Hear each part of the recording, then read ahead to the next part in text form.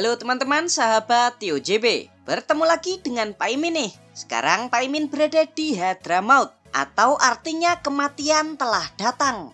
Sebuah wilayah yang berada di negara Yaman. Nah, negara Yaman pasti yang ada di benak kalian hubungannya dengan Habib, ya kan? Ya memang benar sekali teman-teman. Orang-orang Ba'alawi yang tinggal di Indonesia asalnya itu dari sini. Negara Yaman menurut Pak Imin sih gila, pakai banget. Yang pertama, karena penuh dengan keajaiban dan keanehan. Ini klaim yang disampaikan oleh para habaib. Mulai dari hujan susu, rantai emas dari langit, sampai tiang masjid yang bisa berbicara. Tuh, gila banget kan? Yang kedua, adanya pulau aneh yang bernama Pulau Sokotra. Pulau ini nih, dianggap sebagian ulama menjadi tempat dikurungnya Dajjal. Pulaunya juga memang sangat misterius teman-teman. Lalu yang ketiga, Yaman ini negara gila karena perang saudara. Yang sampai hari ini nih masih berlangsung dan jelas kondisi negaranya itu hancur lebur. Kalian mau tahu selengkapnya? Yuk kita bahas. Mari kita berangkat. Kembali lagi di channel Tio JB. Channel yang mungkin bisa menambah wawasan dan informasi yang mungkin belum kalian ketahui. Dari bukti arkeologis, setidaknya sejak abad ke-11 sebelum Masehi, wilayah Yaman ini sudah ditinggali oleh manusia dengan bukti keberadaan kerajaan Saba atau Seba yang di dalam Al-Quran juga dicatat. Disebutkan jika kerajaan Saba ini pernah dipimpin oleh seorang wanita yang bergelar sebagai Ratu Saba. Kalian pasti ingat kan tentang kisah Nabi Sulaiman dan Ratu Saba. Nah, kerajaan Saba ini diperkirakan berdiri di Yaman sekitar tahun 1200 sebelum Masehi hingga keruntuhannya karena perang saudara pada tahun 275 Masehi, lalu digantikan oleh kerajaan Himyar hingga tahun 520 Masehi. Setelah itu, wilayah Yaman ini diduduki oleh kerajaan Kristen Aksum yang berasal dari Afrika. Kerajaan Aksum ini dianggap sebagai 4 kekuatan besar dunia kuno saat itu teman-teman. 3 kekuatan besar lainnya yaitu Persia, Romawi, dan China. Kerajaan Aksum ini lalu menempatkan penguasa daerah di wilayah Yaman yang bernama Abrahah. Jadi Abrahah ini orang Kristen ya teman-teman. Dengan bukti ia membangun gereja di Najran serta katedral Al-Qulais di wilayah Sana'a untuk menandingi kebesaran Ka'bah di Mekah. Beberapa tahun kemudian Abrahah lalu menyerang Mekah pada sekitar tahun 570. Ada pula yang mengatakan tahun 552. Peristiwa ini kalau di agama Islam dikenal juga sebagai tahun gajah. Karena saat itu Abrahah menyerang Mekah untuk menghancurkan Ka'bah memakai pasukan gajah. Sebuah ukiran kuno di Najran, Arab Selatan membuktikan bahwa di daerah tersebut memang pernah dilalui oleh pasukan gajah. Lalu ada yang tanya nih, di Yaman kan gak ada gajah Min. Iya benar teman-teman. Tapi kalian harus ingat ya, kalau kerajaan Aksum ini berasal dari daratan Afrika, di mana hewan gajah memang habitatnya di benua Afrika. Oke? Setelah melemahnya kerajaan Aksum pada tahun 570, wilayah Yaman dikuasai oleh kerajaan Sasania. Namun tak lama kemudian pasukan muslim berhasil menaklukkan Yaman dengan damai sekitar tahun 630. Lalu dilanjutkan oleh kekhalifahan Rasidin dan sejumlah kerajaan Islam lainnya. Hingga pada tahun 1517, wilayah Yaman Utara dikuasai oleh Kesultanan Ottoman dari Turki. Sedangkan wilayah Yaman bagian selatan dikuasai oleh Kesultanan Mahra yang berdiri pada tahun 1432. Selanjutnya pada tahun 1597 didirikanlah pemerintahan baru di sini teman-teman yang bernama Imamah Zaidi Yaman di wilayah kependudukan Ottoman. Selanjutnya pada tahun 1700-an Imamah Zaidi ini terpecah karena perang saudara lalu menciptakan kerajaan baru yang bernama Kesultanan Lahej pada tahun 1728. Imamah Zaidi kemudian berhasil diruntuhkan oleh Ottoman pada tahun 1849. Nah, karena takut wilayahnya diserang oleh Ottoman, Kesultanan Lahej lalu meminta bantuan Inggris untuk dijadikan sebagai protektoratnya. Inggris pun setuju teman-teman. Pada tahun 1872, Kesultanan Lahej secara resmi menjadi negara bawahan Inggris. Tidak lama kemudian pada tahun 1886, Kesultanan Mahra juga ikut-ikutan mendaftar menjadi protektorat negara Inggris. Praktis, Yaman di sebelah selatan sepenuhnya dikuasai oleh Inggris. Selanjutnya, pada tahun 1918, pasukan Syiah Zaidi mengusir Ottoman dari Yaman Utara. Mereka lalu mendirikan kerajaan baru di sini yang bernama Mutawakilite Yaman. Nah, berarti sekarang ada dua negara ya teman-teman, yaitu Kerajaan Mutawakilite Yaman dan British Protectorate. Selanjutnya pada tahun 1962, Kerajaan Mutawakilite Yaman ini digulingkan dengan cara kudeta. Lalu digantikan negara baru yang bernama Republik Arab Yaman, atau bisa kita sebut juga dengan negara Yaman Utara. Tak lama kemudian, pada tahun 1967, pasukan pembebasan Yaman Selatan berhasil mengusir Inggris. Lalu bekas wilayah Inggris ini pun diambil alih dan didirikanlah negara baru yang bernama Republik Rakyat Yaman, sebuah negara komunis terbesar di Timur Tengah. Pada tahun 1970, Republik Rakyat Yaman berganti nama menjadi Republik Demokratik Rakyat Yaman, atau biar mudah, kita sebut saja sebagai Yaman Selatan. Nah, karena merasa satu bangsa dan memiliki identitas yang sama, kedua Yaman yaitu Yaman Utara dan Yaman Selatan ini pun setuju untuk digabungkan menjadi satu. Lalu berdirilah Republik Yaman pada tahun 1990 dan bertahan hingga saat ini. Berikut 11 fakta negara Yaman. Tapi sebelum kita mulai, jangan lupa untuk subscribe channel Tio JB dan tekan tombol lonceng agar tidak ketinggalan info menarik lainnya dari Tio JB. Profil negara. Negara ini bernama lengkap Republik Yaman, dengan presiden sebagai kepala negara serta perdana menteri sebagai kepala pemerintahan. Ibu kota negara Yaman berada di kota Sanaa. Secara geografis, Yaman berada di benua Asia bagian barat, tepatnya di selatan Semenanjung Arab. Negara ini berbatasan dengan negara Oman di sebelah timur, di sebelah barat dengan Laut Merah, di sebelah utara dengan negara Arab Saudi, serta di sebelah selatan dengan Teluk Aden dan Samudra Hindia.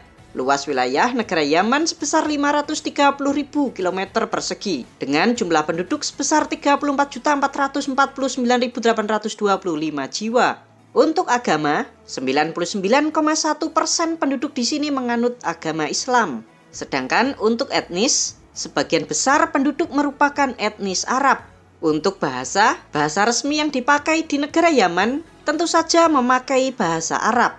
Indeks pembangunan manusia di negara Yaman menempati peringkat 186 dunia atau peringkat 8 terendah di dunia. Negara ini termasuk ke dalam negara miskin atau kurang berkembang dengan kelompok ekonomi berpenghasilan rendah. Negara Yaman perekonomiannya bergantung pada tambang minyak bumi dan gas alam, tambang emas, industri tekstil dan pakaian, produk kerajinan tangan, produk pertanian dan perikanan, serta produk peternakan, dengan ekspor terbesarnya ke negara China, Thailand, dan India. Sedangkan mata uang yang dipakai di negara ini adalah rial Yaman. Kurs 1 rial setara dengan 61 rupiah. Kehidupan di Yaman. Negara ini sangat kasihan teman-teman. Kehidupan masyarakat di Yaman itu sangat menyedihkan. Bahkan hanya untuk sekedar minum, masyarakat itu sangat kesulitan. Makanya bisa kalian cek, banyak warga Yaman yang lalu lalang di jalan-jalan sambil membawa jerigen air. Mereka bisa berjalan berkilo-kilometer demi untuk mendapatkan air bersih dari sumur maupun dari bantuan internasional. Hal ini terjadi karena perang saudara Yaman yang memutus sambungan pipa-pipa air ke masyarakat. Masyarakat Yaman juga banyak yang hidup di tenda-tenda pengungsian. Ditambah lagi, kondisi geografis Yaman yang memang kering karena 57% dari luas wilayahnya merupakan gurun pasir. Nah, dari kombinasi inilah menyebabkan negara Yaman menjadi salah satu negara yang paling kekurangan air di dunia. Kasian banget ya teman-teman. Yuk sekarang kita lihat data yang dikeluarkan oleh Palang Merah Internasional. Jaringan air bersih di negara Yaman hanya menjangkau 30% saja dari total penduduk. Ini artinya sebagian besar penduduk di negara Yaman tidak memiliki akses terhadap air bersih. Tuh, Tahukah kalian jika negara ini menjadi juara kedua sebagai negara terkorup di Asia, sekaligus menjadi negara terkorup kelima di dunia, teman-teman. Negara yang kini dilanda perang saudara ini juga dinobatkan sebagai salah satu negara termiskin di dunia. Dari data yang dikeluarkan oleh UNDP pada tahun 2024, tercatat 82,7% penduduk Yaman hidup di bawah garis kemiskinan multidimensi. Jadi kemiskinannya itu sangat-sangat miskin, teman-teman. Mereka kesulitan air bersih, kesulitan akses kesehatan, kesulitan akses pendidikan. Buat sekedar makan mereka juga kesusahan, teman-teman. Pokoknya negara ini tuh ngenes banget. Karena posisi negara ini sedang dilanda oleh perang saudara, banyak negara-negara di dunia yang berbelas kasihan untuk memberikan uang bantuan agar disalurkan menjadi bahan makanan supaya rakyatnya itu nggak kelaparan. Nah, uang bantuan ini malah dikorupsi sama pejabat-pejabatnya, teman-teman. Belum lagi, APBN negara Yaman juga digarong sama pejabat-pejabat tingginya. Duh, parah banget nih. Sekarang kita lihat berapa sih UMR di negara Yaman ini. Menurut data per Maret 2024, UMR di negara Yaman ini sebesar 21.000 rial per bulan. Atau kalau dirupiahkan sekitar 1,3 juta rupiah per bulan. Perang saudara. Perang saudara di negara Yaman ini sudah berlangsung selama 10 tahun ya teman-teman. Yaitu dimulai pada tahun 2014 sampai hari ini. Sekarang kita lihat peta. Nih. Peta kekuatan masing-masing kubu di dalam perang saudara Yaman per Februari 2024. Warna merah-merah ini merupakan wilayah kendali Republik Yaman yang diakui resmi oleh PBB. Yang kuning tua ini wilayah kendali pasukan elit Hadrami yang pro Republik Yaman. Lalu yang kuning ini wilayah kendali Dewan Transisi Selatan yang juga pro Republik Yaman. Lalu yang biru ini adalah wilayah kendali perlawanan nasional Yaman yang juga pro Republik Yaman. Jadi ada 4 kekuatan yang pro Republik Yaman. Sedangkan lawannya yang berwarna hijau ini yaitu daerah kekuasaan kelompok Syiah Houthi. Lawannya yang lain adalah ini yang warna putih, yaitu daerah kekuasaan kelompok Ansyar al-Syariah. Nah, dari perang saudara ini setidaknya sudah ada 377.000 orang yang tewas, termasuk 85.000 anak-anak Yaman yang meninggal karena kelaparan. Duh, kasihan banget ya teman-teman. Lebih kasihan dari Palestina. Menurut Mimin, Yaman ini kondisinya lebih kasihan dan menderita dari negara Palestina, teman-teman. Untuk fakta negara Palestina sudah pernah Mimin sampaikan. Kalian yang belum nonton bisa klik link di pojok kanan atas ini atau di kolom komentar juga sudah Mimin tuliskan. Pembangunan di negara Palestina, terutama di wilayah tepi barat sudah sangat baik. Ditambah banyak umat muslim dan negara-negara di dunia yang membela Palestina. Kalau Yaman, mana pernah sih umat muslim demo menyerukan Free Yaman, usir Arab Saudi, Iran, Suriah, dan Uni Emirat Arab dari sana? Nggak ada teman-teman. Adapun itu sangatlah jarang sekali. Apa karena yang terlibat di dalam konflik Yaman semuanya adalah negara-negara Islam? Jadi semua umat muslim cuma diam saja, menganggap Yaman baik-baik saja. Hal ini berbeda kalau terjadi di Palestina, ya karena lawannya adalah Yahudi dan kaum Zionis. Berbeda kalau lawannya itu sama-sama negara Islam. Ya nggak gitulah teman-teman. Yuk kita sebagai umat muslim harus bersatu. Masalah kemanusiaan tidak memandang agama, ras maupun golongan. Menurut catatan PBB, di negara Yaman dari tahun 2014 hingga saat ini lebih dari 370.000 orang meninggal dunia gara-gara perang yang tidak berkesudahan. Semoga saja negara-negara Arab itu pada sadar dan saling bersatu mendamaikan kelompok-kelompok yang saling terpecah belah di negara Yaman. Kan kasihan teman-teman, rakyat Yaman yang terus-terusan menderita. Negeri para Habib. Yaman dikenal pula sebagai negerinya para habaib atau habib. Termasuk habib-habib yang ada di negara kita Indonesia ternyata berasal dari negara Yaman ini teman-teman. Sekarang yang menjadi pertanyaan, benarkah Habib itu keturunan dari Nabi Muhammad? Mengacu pada penelitian Kiai Imaduddin yang berkesimpulan, Habib-habib yang ada di negara kita Indonesia bukanlah keturunan Rasulullah. Dengan argumentasi tidak adanya dasar bukti ilmiah seperti tercatat di kitab sejaman, bukti tes DNA maupun bukti statistik. Ini juga sama dengan pernyataan Kang Guru Gembul yang kemarin sempat debat tentang nasab Habib di Nabawi TV. Nah, dari kesimpulan sementara, memang harus kita akui teman-teman, kalau nasab garis keturunan Habib-habib Ba'alawi di Indonesia ini masih belum bisa terkonfirmasi secara akademis. Ingat ya, secara akademis. Sekarang kita akan membahas apa sih alasan yang mendasari para Habib-habib ini bermigrasi keluar dari Yaman? Lalu benarkah mereka sengaja didatangkan oleh penjajah Belanda? Jadi begini teman-teman, sebelum orang Eropa datang ke Nusantara di abad ke-9 sampai ke-15 Masehi, orang-orang Arab ternyata sudah lalu lalang ke Nusantara dengan tujuan utama mereka untuk berdagang. Nah, setelah masuknya Belanda ke Nusantara, tidak dipungkiri bahwa orang-orang Arab semakin banyak yang datang ke sini. Memang di awal-awal tujuan mereka hanya untuk berdagang, terutama sejak dibukanya terusan Suez pada tahun 1870. Dengan dibukanya terusan Suez ini, semakin banyak tuh kapal-kapal Belanda dari Eropa menuju Nusantara. Terusan Suez ini kan melintasi negara Yaman teman-teman, sehingga semakin memudahkan para orang Yaman untuk bermigrasi ke Nusantara. Kita kembali ke pertanyaan awal. Apakah Habib dari Yaman sengaja dibawa oleh Belanda? Ternyata tidak teman-teman. Mereka secara sukarela bermigrasi ke Nusantara untuk berdagang serta mencari penghidupan yang lebih layak. Tapi memang ada beberapa Habib Yaman ini yang sengaja direkrut oleh Belanda. Kita sebut contohnya yaitu Habib Usman bin Yahya. Orang ini direkrut oleh Belanda sebagai penasehat kehormatan serta diberikan jabatan sebagai Mufti Agung Batavia. Orang inilah yang bertugas membantu Snogger Gronje. Sebentar, siapa itu Snogger Gronje?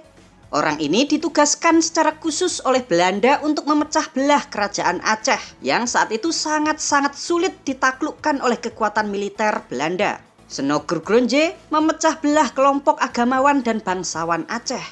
Ada pertanyaan lagi nih, benarkah DN Aidit atau Ahmad Aidit adalah Habib?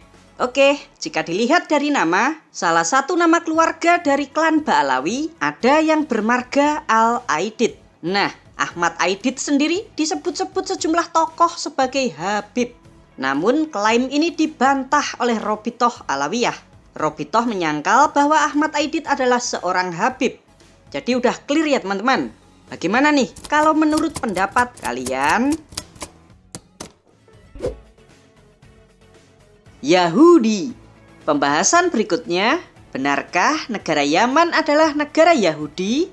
Kalau kita melihat sejarah Yaman di masa lampau, memang benar kalau Yaman pernah dikuasai oleh kerajaan Yahudi yang bernama Himyar. Kerajaan ini berdiri pada tahun 110 sebelum Masehi. Pada awalnya, kerajaan ini menganut agama yang menyembah dewa-dewa pagan. Lalu datanglah migrasi besar-besaran orang-orang Yahudi pada tahun 132 Masehi. Mereka ini berasal dari provinsi Yudea Romawi. Alasan mereka bermigrasi karena mereka disiksa oleh pemerintah Romawi kala itu. Nah, dari sinilah orang-orang Yahudi mulai dipercaya untuk menjadi pejabat di pemerintahan kerajaan Himyar. Kalian tahu sendiri kan, kalau orang Yahudi memang dikenal sangat pintar-pintar. Selanjutnya pada tahun 390 Masehi, kerajaan Himyar secara resmi mengadopsi agama Yahudi sebagai agama resmi di negaranya. Kemudian pada tahun 1679, Yaman yang kala itu diperintah oleh keluarga Syiah Zaidi melakukan penganiayaan dan pengusiran terhadap orang-orang Yahudi. Mereka dianggap najis dan dilarang untuk berdekatan dengan orang-orang Islam. Karena posisinya yang terjepit inilah membuat banyak orang-orang Yahudi yang terpaksa memeluk agama Islam. Selanjutnya, pada tahun 1882, para orang-orang Yahudi di Yaman ini mulai tuh bermigrasi menuju Palestina. Puncak migrasi Yahudi ke Palestina ini terjadi setelah terbentuknya negara Israel di tahun 1948. Puluhan ribu orang Yahudi Yaman dipindahkan ke Israel dan mereka diberikan rumah yang layak. Saat ini, terdapat sekitar 435.000 penduduk Yahudi Yaman yang tinggal di negara Israel. Jadi kesimpulannya, memang benar jika Yaman di masa lampau menjadi daerah yang ditempati oleh orang Yahudi. Komunis. Sekarang kita akan membahas, benarkah negara Yaman adalah negara komunis? Ternyata benar teman-teman. Namun itu terjadi di zaman dahulu.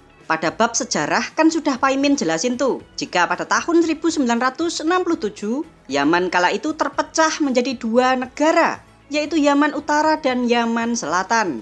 Nah, Yaman Selatan merupakan negara komunis dan menjadi negara komunis satu-satunya di Jazirah Arab. Negara komunis Yaman Selatan sendiri terdiri atas 6 provinsi, yaitu Aden, Lahij, Abian, Syabwah, Hadramaut, dan Al-Mahrah. Kemudian di tahun 1990, negara komunis Yaman Selatan ini kemudian bersatu dengan Yaman Utara dan membentuk Republik Yaman seperti saat ini. Jadi sudah jelas ya teman-teman, kalau Yaman memang pernah dikuasai oleh rezim komunis di masa lalu. Kepulauan Socotra. Secara geografis, Kepulauan Socotra ini terletak di selatan negara Yaman dan berada tepat di seberang tanduk Afrika. Socotra sendiri terdiri atas 4 pulau utama ya teman-teman, yaitu Pulau Socotra, Pulau Abdul Al-Quri, Pulau Samhah, dan Pulau Darsah. Luas keempat pulau ini sebesar 3.796 km persegi dengan jumlah penduduk yang tinggal di Kepulauan Socotra sekitar 60.000 jiwa. Lalu kenapa sih Socotra dijuluki sebagai pulau yang paling aneh di muka bumi?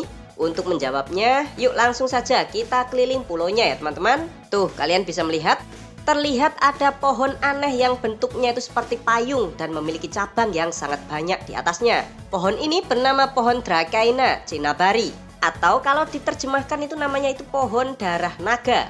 Kalau kalian ambil batang pohonnya lalu ditumbuk-tumbuk akan keluar warna merah seperti darah. Makanya disebut sebagai pohon darah naga. Batang pohon yang keluar merah-merah ini sejak zaman dahulu hingga saat ini masih dipakai oleh warga Socotra untuk obat segala macam penyakit. Caranya sangat simpel, tinggal diambil saja kulit batangnya dan tinggal direbus lalu diminum.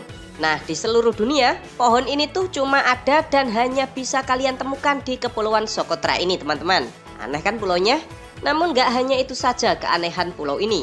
Selain pohon darah naga, terdapat pula 307 spesies tumbuhan yang hanya bisa kalian temukan di Kepulauan Socotra ini teman-teman. Selain tumbuhan, 90% hewan atau satwa yang kalian temukan di pulau ini tidak akan pernah kalian jumpai di negara manapun.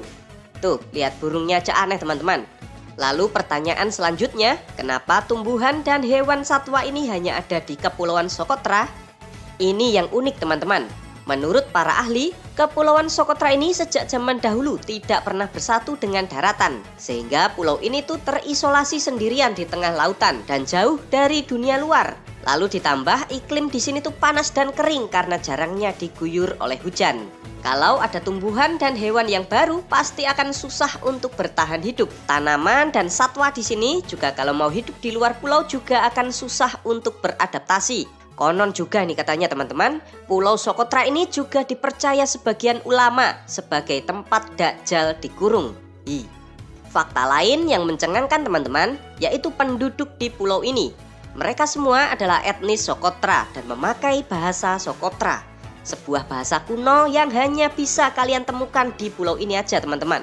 Lalu penduduknya itu kerja apa di pulau ini? Selain jadi PNS, mereka juga banyak yang berprofesi sebagai petani madu. Ada juga petani kurma, lalu ada juga yang menjadi nelayan.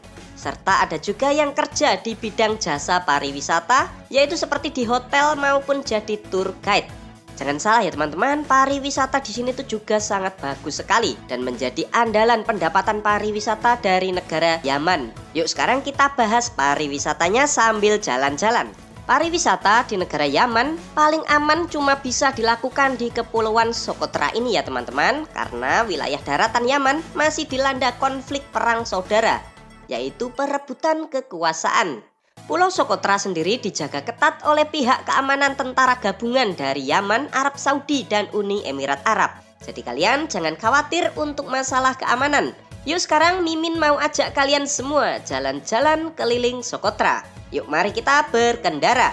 Yang pertama kita akan menuju Pantai Arher yang letaknya di timur Pulau Socotra. Suasana pantainya sangat bagus banget teman-teman, dengan tebing batu di sisi kanan serta hamparan laut di sisi kiri.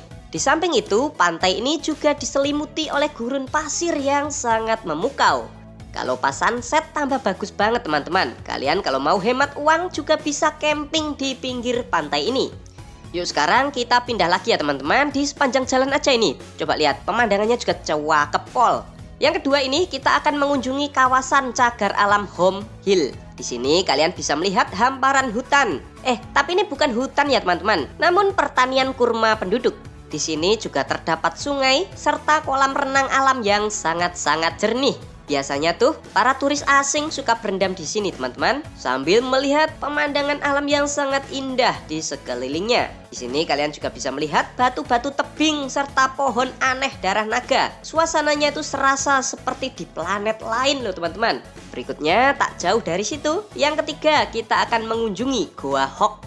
Goanya berada di atas itu ya teman-teman. Kalian bisa lihat sendiri, bagus banget view-nya langsung menghadap laut.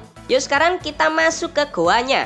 Beginilah suasananya teman-teman, sangat mistis. Apa jangan-jangan goa ini menjadi tempat persembunyian Dajjal? Kita keluar aja ya teman-teman, takut. Cus, sekarang kita pindah ke 4, yaitu ke Dimhari yang terletak di timur laut Pulau Socotra. Daerah ini adalah daerah pantai yang juga digunakan sebagai lokasi camping orang-orang. Biasanya para backpacker yang mau menghemat uang daripada menginap di hotel mending camping di tempat ini. Di sebelah Dimhari ada sebuah pantai cantik jelita yang bernama Pantai Delisa. View-nya juga cakep, mantap kalau untuk dibuat foto-foto. Yuk kita geser lagi ya teman-teman. Yang kelima, kita akan pergi ke dataran tinggi Diksam. Letaknya ada di tengah Pulau Socotra. Ini nih lokasi tumbuhnya tanaman aneh darah naga. Di sepanjang jalan kalian bisa melihat tanaman aneh ini teman-teman. Tapi bagus banget, kayak bonsai tapi sangat besar. Tuh lihat, pohonnya bercabang-cabang kayak tangan. Nih teman-teman, bentuk bunganya seperti ini ya.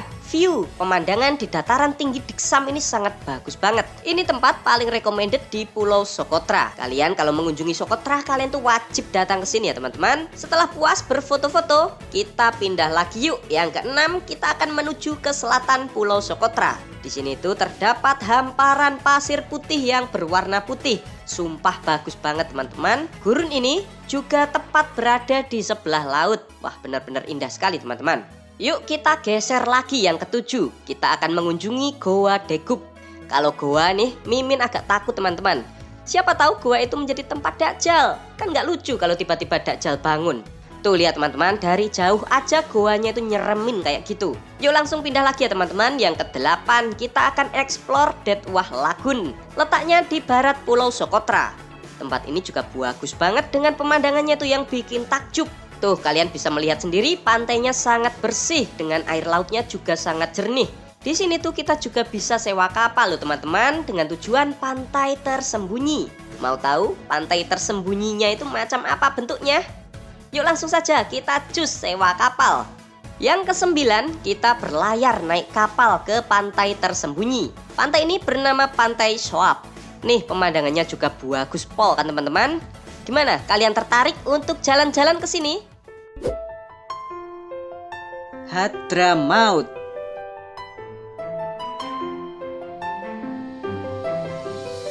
Kali ini Paimin berada di Hadramaut,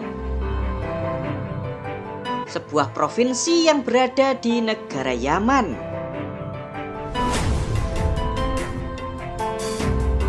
Tahukah kalian jika nama Hadramaut berasal dari kata Hadra al-Maut yang artinya kematian telah hadir.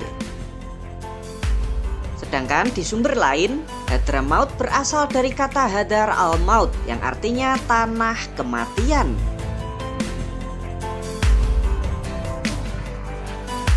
Tahukah kalian teman-teman jika Habib-Habib Ba'alawi yang ada di Indonesia berasal dari tempat ini? Hadramaut merupakan provinsi terbesar di negara Yaman dengan luasnya mencapai 191.737 km persegi. serta jumlah penduduknya sekitar 1,5 juta jiwa.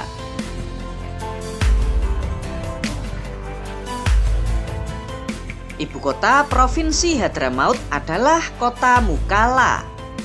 Di zaman dahulu, Hadramaut juga menjadi salah satu daerah yang dihuni oleh orang-orang Yahudi, terutama di daerah Tarim, Seyun, Al-Sihir, dan Mukalla. Patut kalian ketahui jika Yaman di masa lampau sekitar abad keempat merupakan wilayah kekuasaan kerajaan Yahudi bernama Himyar.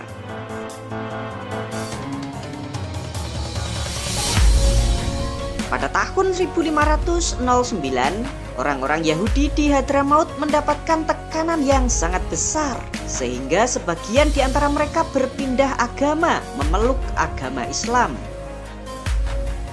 Setelah negara Israel terbentuk di tahun 1948, diperkirakan terdapat 50.000 orang Yahudi Yaman termasuk yang berasal dari Hadramaut ini berpindah atau bermigrasi ke negara Israel. Bagi mereka yang menolak untuk pindah, dipastikan mereka sudah memeluk agama Islam. Sehingga saat ini sangat susah sekali untuk membedakan mana orang Yahudi, mana orang Arab.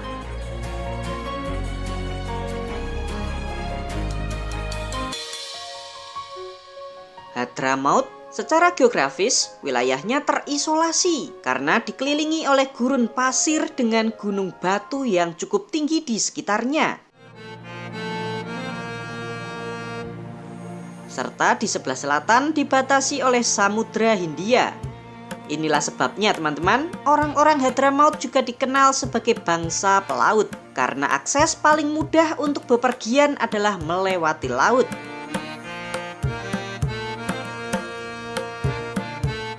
Nih, peta negara Yaman. Warna kuning-kuning ini adalah gurun pasir. Tapi uniknya nih teman-teman, meskipun wilayahnya itu dikelilingi oleh gurun pasir yang tandus, namun di Hadramaut ini terdapat beberapa sungai yang tanah di sekitaran sungai-sungai ini sangatlah subur, sehingga dapat digunakan oleh masyarakat untuk bercocok tanam.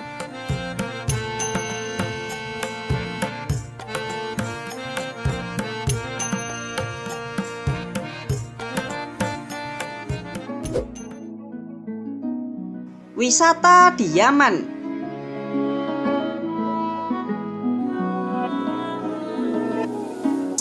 Yuk, sini-sini. Sekarang Paimin ajakin kalian jalan-jalan virtual menjelajahi Hadramaut.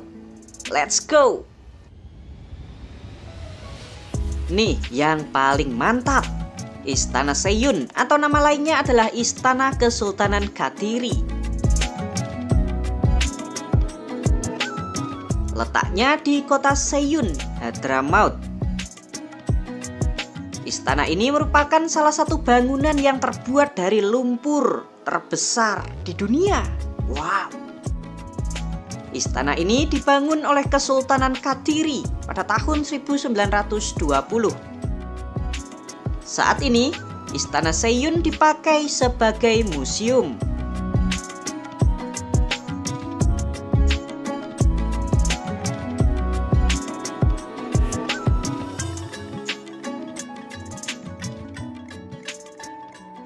Selanjutnya, kita akan mengunjungi kota Shibam, sebuah kota yang sangat-sangat unik sekali teman-teman.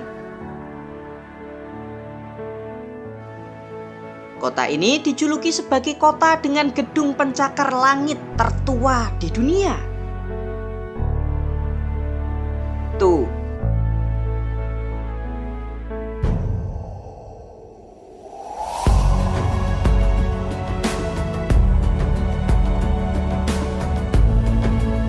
Gedung-gedung ini dibangun memakai batu bata yang terbuat dari lumpur dengan memiliki 5 hingga 11 lantai yang tingginya mencapai 30 meteran teman-teman.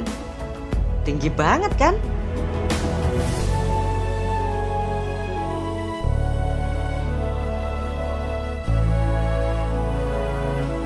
Gedung-gedung ini dibangun 500 tahun yang lalu, sekitar tahun 1500-an, yang saat itu digunakan seperti apartemen.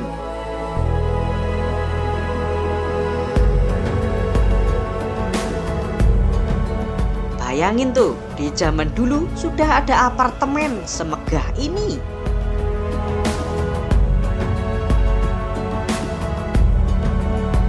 Pada tahun 2015 yang lalu, kota Sibam dimasukkan ke dalam situs warisan dunia UNESCO.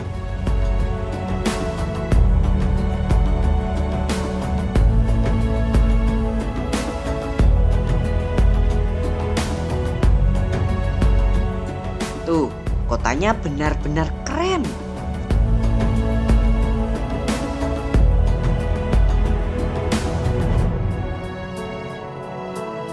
Sayangnya, karena kondisi Yaman yang saat ini masih berlangsung perang saudara, kota ini masih berisiko hancur karena di kota lain seperti kota Sanaa, bangunan-bangunan bersejarahnya itu pada hancur teman-teman, terkena oleh bom.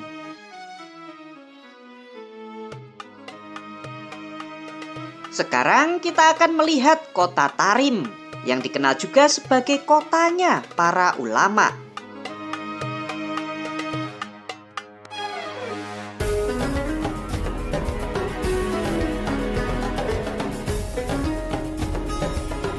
Tahukah kalian jika kota Tarim memiliki jumlah penduduk Habib terbesar di negara Yaman?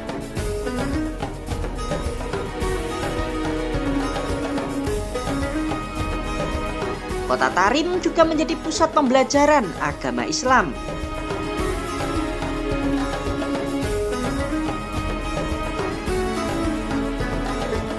Di kota ini teman-teman terdapat 360 masjid.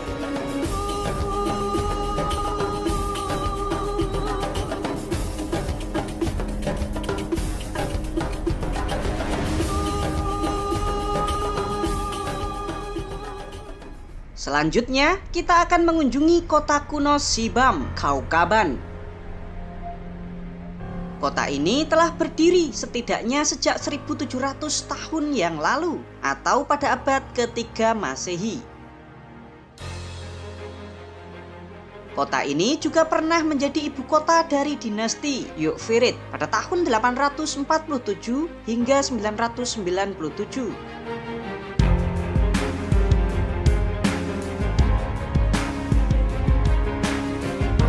Sayangnya teman-teman, sebagian kota kuno ini hancur terkena oleh bom pada tahun 2016 yang lalu. Kita berpindah ke ibu kota Yaman, yaitu kota Sanaa. Di sini ada bangunan unik yang bernama Dar al-Hajar atau Darul Hajar, yaitu sebuah istana yang berdiri di atas batu.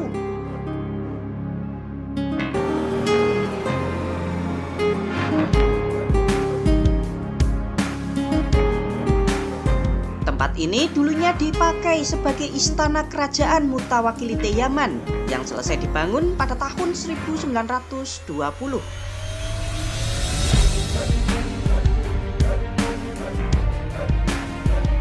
Tuh, cantik banget kan teman-teman?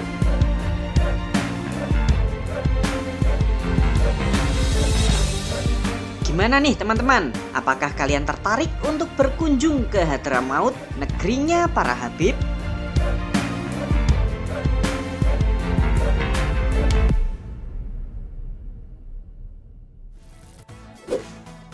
Hal unik di Yaman. Tahukah kalian teman-teman, jika ibu kota Yaman yaitu kota Sanaa adalah ibu kota negara pertama di dunia yang mengalami kekeringan. Kalian harus ngebor tanah sedalam 1000 meter baru bisa menemukan sumber air. Oh iya teman-teman, patut kalian ketahui jika keluarga Baswedan termasuk Anies Baswedan juga merupakan keturunan dari negara Yaman. Tahukah kalian jika Yaman adalah salah satu negara dengan tingkat pernikahan anak tertinggi di dunia?